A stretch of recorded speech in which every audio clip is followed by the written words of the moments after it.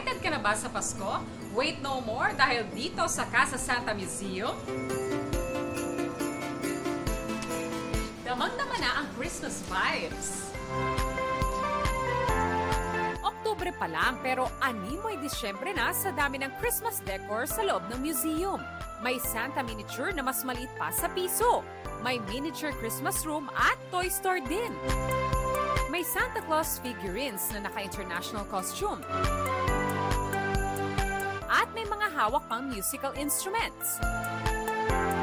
May sarili ring bedroom si Santa na puno ng stuffed toys at iba pang laruan. At dito may playroom din ang mga bisitang chikiting. Pati na ang fictional character na si Grinch. It is open naman po for everyone, lalo na po sa mga mahilig po sa Santa since we have over 4,000 plus and counting collections po ng Santa Claus po. Nagsimula raw ang pangongolekta ng owner ng regaluhan siya ng Christmas tree ng kaibigan.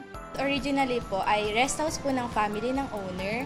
Then, dahil nga po dumami na po yung collection niya, dito na rin po nilagay po yung mga Santa Claus collection.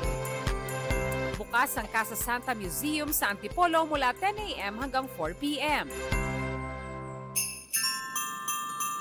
Hindi kalayuan ang Rizal Provincial Capitol kung saan dama na rin ang Kapaskuhan. Nakatayo sa Capitol Grounds ang giant Christmas tree na gawa sa mga recycled materials. Von Aquino nagbabalita para sa GMA Integrated News. Huwag magpahuli sa mga balitang dapat ninyong malaman. Mag-subscribe sa GMA Integrated News sa YouTube. Sa mga kapuso abroad, subaybayan nyo kami sa GMA Pinoy TV at sa www.gmanews.tv.